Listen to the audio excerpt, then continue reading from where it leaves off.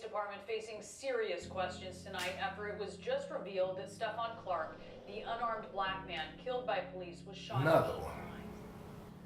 Another black man has been murdered by the hands of the police. The so-called Negro isn't even safe in his own backyard.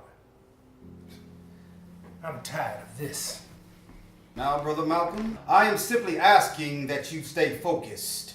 Do not give in to the evils that you see around you or let anger cloud your vision. You must endure. Endure? You're asking me to endure? My father was killed by them crackers when I was 6 years old. We found his body laid out in a ditch somewhere, causing my mother to lose her mind and to be put into their mental institution. I was thrown into their foster care, attended their schools. I was called nigger so many times, I thought that was my name. I've been through hell with these crackers, and I'm still fighting for us. Really fighting. So don't you dare tell me to endure or not to be angry. That is not what I am saying to you. Then what are you saying? I am angry too. You think it was easy for me to turn the other cheek to someone who spits in your face and throws rocks and bricks at you?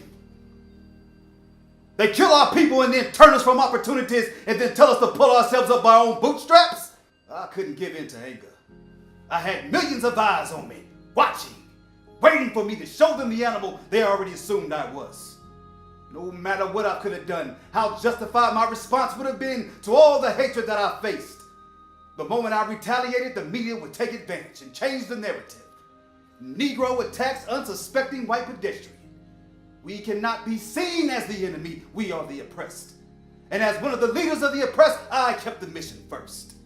The freedom of our people, was more important than my own feelings. If you're insinuating I was acting out of emotions, you're mistaken. I wasn't acting out of anger or feelings, it was logic. You can't find freedom in the arms of those who put you in bondage. I didn't want my people to continue to fool themselves. Martin, it's been over 50 years, and what has integration gotten us? Our children are still victims of an unequal education system. They are receiving less resources than our oppressors' children. Our men are still being incarcerated at disproportionate rates. Our women are still the most disrespected and neglected group of people in America. So what has our mission really accomplished? We have not made it to the mountaintop yet, brother. But do not discount the steps we have made toward the peak. My grandchildren have seen a black man in the most powerful position in the world. Black women have become the most educated demographic in America, and the youth continue to fight for equality. Hashtag Black Lives Matter. Our children have a brighter future than we ever can imagine. They can be anything: doctors and lawyers, actors, even superheroes. We are still marching forward, but progress is a process, my dear brother. There's late news tonight about a fatal police shooting captured on camera that sparked outrage and protests in Baton Rouge. The death of Aint Sterling, shot while being pinned down on the ground.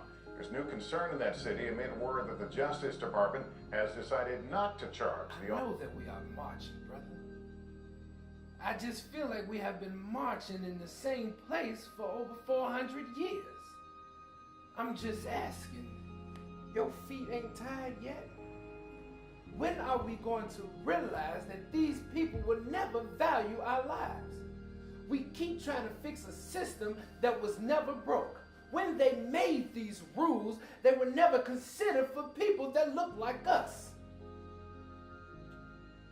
So what do you suggest, Malcolm? Separate. Stop waiting on the assistance of our oppressor. Let's put our mind and our money together and build our own communities. Why can't we have our own version of Chinatown? We did, in Tulsa. And they came in and burned it to the ground. Who says it has to be here? This land is not our land. It was never built for us. Let's go back home to Africa. Take back our resources and our land. This land was not built for us, but it was built by us. The red in the American flag is drenched in our blood. 400 years of blood has soaked in this land, only to be given to those who come from different parts of the world but share the same skin color as those in power. America has written the Negro people a bad check, a check that came back marked insufficient funds. And some of us don't want to leave until we get what we are owed. You keep waiting on that payment, Martin. You keep waiting for that equality as our people are being executed. When are you going to wake up from that dream and see that the only way our people can be free is to be separate? I woke up from that dream a long time ago. And I will not lie, every day that dream has become more and more like a nightmare. But I cannot give up on it. We cannot give up on people. We will get to the promised land together, Malcolm. You and I both want the same thing. We want the same for our people. We want the same, but we had different messages. You preached nonviolence, but your life ended in the same fate as me. That doesn't make you question your beliefs. The only question that leaves me with is, what is it going to take for